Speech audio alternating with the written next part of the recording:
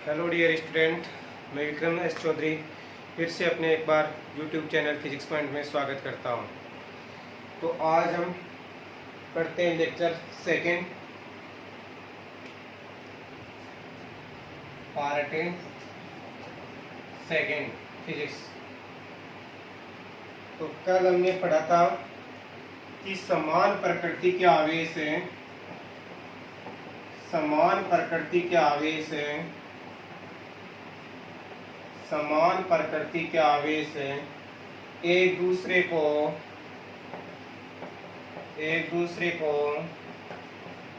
प्रतिकर्षित करते हैं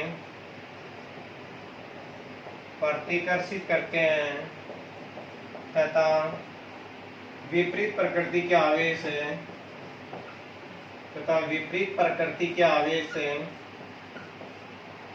विपरीत प्रकृति के आवेश हैं एक दूसरे को आकर्षित करते हैं।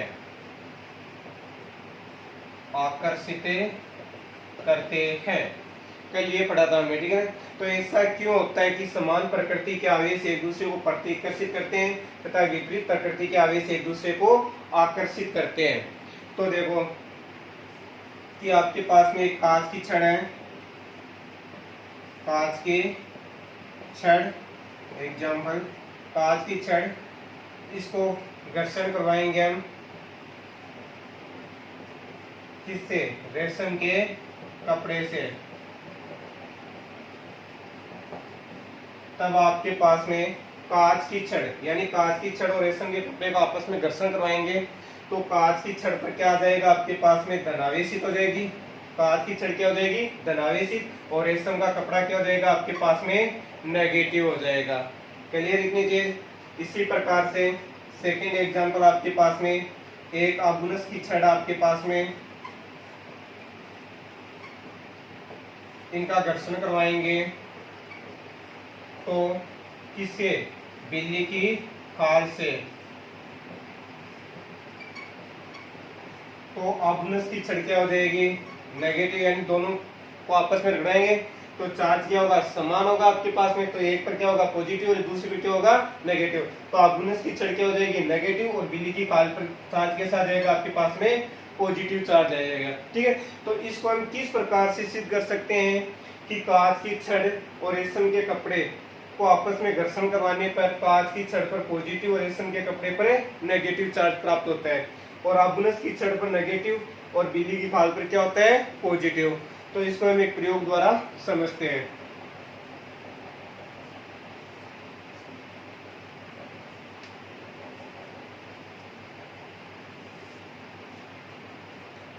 तो देखो प्रयोग फर्स्ट है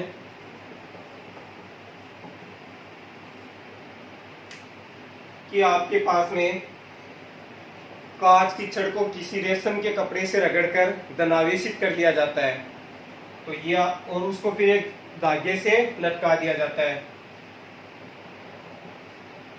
ये आपके पास में कांच की छड़ है, इसको रेशम के कपड़े से रगड़कर धनावेशित कर लिया है। अब इस कांच की छड़ के पास में एक दूसरी आपके पास में कांच की छड़ है। ये आपके पास में क्या है? दूसरी यानी छड़ है कांच की, ठीक है। अब इस कांच की छड़ को इस कांच की छड़ के पास में लाते हैं तो इन दोनों के मध्य क्या होता है? इन दोनों के मध्य क्या होता है? प्रतिकर्षण होता है। इन दोनों के मध्य क्या होता है? प्रतिकर्षण होता है। यानी इस कांच की छड़ को रेशम के कपड़े से रगड़कर धनावेशित कर लिया और किसी दृढ़ आधार से लटका दिया। तत्पश्चात दूसरी कांच की छड़ को इस कांच की छड़ के पास में लाते हैं तो दोनों में क्या होता है? प्रतिकर्षण होता है। तो ये भी प्लस है और ये भी क्या है? प्लस। दोनों क्या है? पॉजिटिव है। तो दोनों के मध्य यानी जो परिमाण, जो आवेश है दोनों पर, वो कैसा है? समान है। तो इसी प्रकार हम कह सकते हैं कि समान प्रकृति के आवेश एक दूसरे को प्रतिकर्षित करते हैं। इसी प्रकार से एक सेकेंड एग्जाम्पल और देते हैं कि आगुनस की छड़ है, आगुनस की छड़ को बिल्ली की खाल से रगड़कर ऋणावेशित कर लिया जाता है। इस पर कैसा चार्ज आ गया? ऋणावेश आ गया। और इसको किसी दृढ़ आधार से लटका दिया जाता है। इस आगुनस की छड़ को बिल्ली की खाल से रगड़कर ऋणावेशित कर लिया, यानी अवनस की छड़ पर कैसा चार्ज आ गया, ऋणावेश आ गया, और किसी दृढ़ आधार से लटका दिया। अब इसी छड़ के समीप किसी दूसरी ऋणावेशित छड़ को लाते हैं जिस पर भी कैसा चार्ज है, नेगेटिव है, इसको इसके समीप लाते हैं, तो इन दोनों के मध्य भी कैसा होता है, प्रतिकर्षण होता है। इन दोनों के मध्य भी क्या होता है, प्रतिकर्षण होता है, कि इस पर भी चार्ज कैसा है, नेगेटिव, और इस पर भी चार्ज कैसा है, नेगेटिव। तो दोनों पर आवेश है वो कैसा है, समान आवेश है। तो समान आवेश है तो दोनों में क्या होगा, प्रतिकर्षण होगा, यानी कि ये इसको धक्का मारेगा और ये इसको धक्का मारेगा, यानी दोनों एक दूसरे को क्या करेंगे, दूर करेंगे। क्लियर। तो ये प्रयोग फर्स्ट था, ये प्रयोग आपके पास में सेकंड हो गया। अब तीसरे प्रयोग में हम देखते हैं कि एक आपके पास में कांच की छड़ धनावेशित है, आपके पास में ये आपके पास में एक कांच की छड़ है, इस पर चार्ज कैसा आपके पास में, पॉजिटिव है, कांच की छड़ आपके पास में। इसके पास में दूसरी अवनस की छड़ है, दूसरी आपके पास में कैसी है, अवनस की छड़ है, इस पर चार्ज कैसा है आपके पास में, नेगेटिव चार्ज है, यानी यह आपके पास में कैसी छड़ है, कांच की छड़, और यह आपके पास में कैसी है, अवनस की छड़।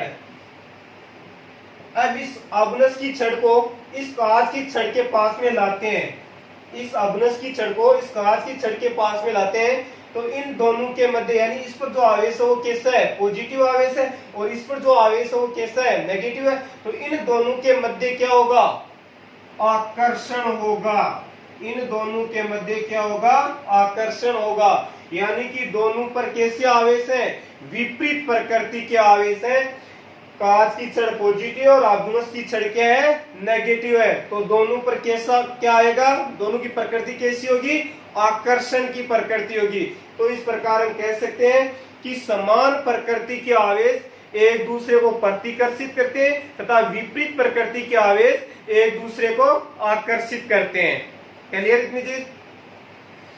ये कांच की छड़, ये आपके पास में कांच की छड़ जो किसी रेशम के कपड़े से घर्षण करवा के पॉजिटिव आपके पास में, और ये कांच की छड़ है, इसको इसके पास में लाते हैं तो ये एक दूसरे को धक्का मारेगी तो यानी दूर होगी, तो इनके मध्य क्या हो गया, प्रतिकर्षण हो गया।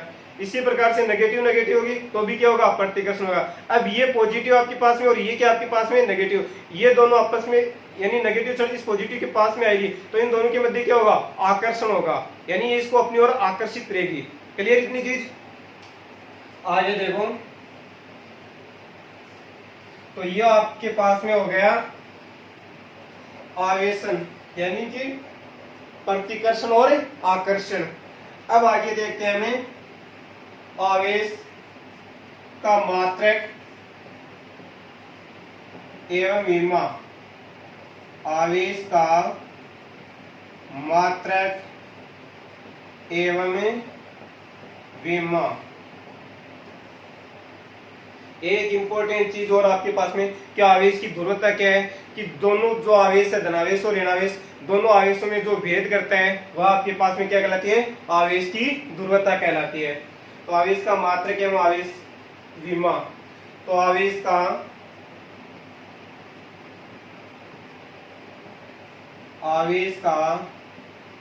SI मात्रक है, आवेश का SI मात्रक है, कूलॉम होता है। आवेश का SI मात्रक है, कूलॉम होता है। आवेश को किससे प्रदर्शित करते हैं, हमें क्यू से प्रदर्शित करते हैं। किससे प्रदर्शित करते हैं, हमें क्यू से, कैपिटल क्यू या स्मॉल क्यू से। आवेश का सीजीएस पत्ती में मात्रक है, स्टेट कूलॉम है या फ्रैंकलिन होता है। स्टेट कूलॉम या फ्रैंकलिन होता है।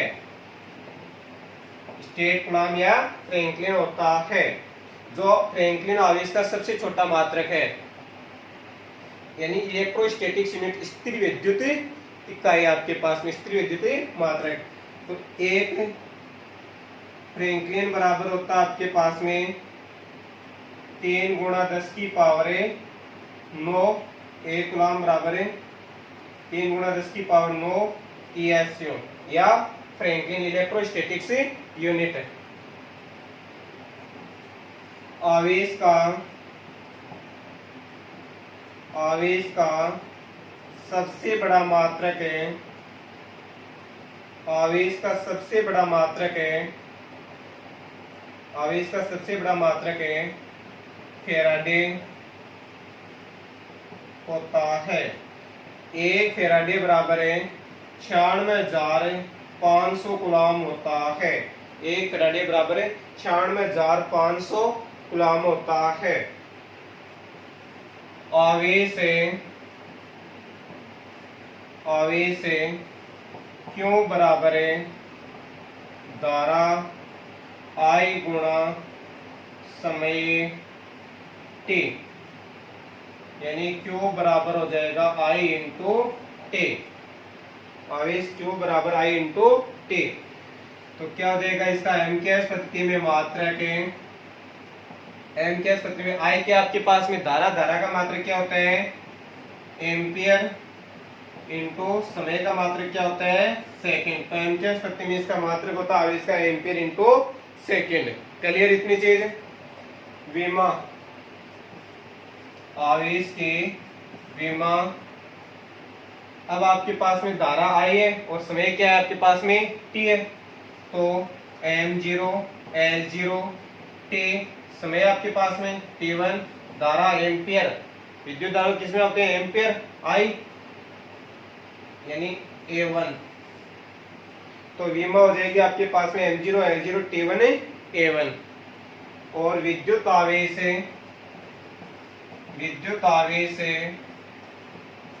एक अदिश राशि है, विद्युत आवेश एक अदिश राशि है।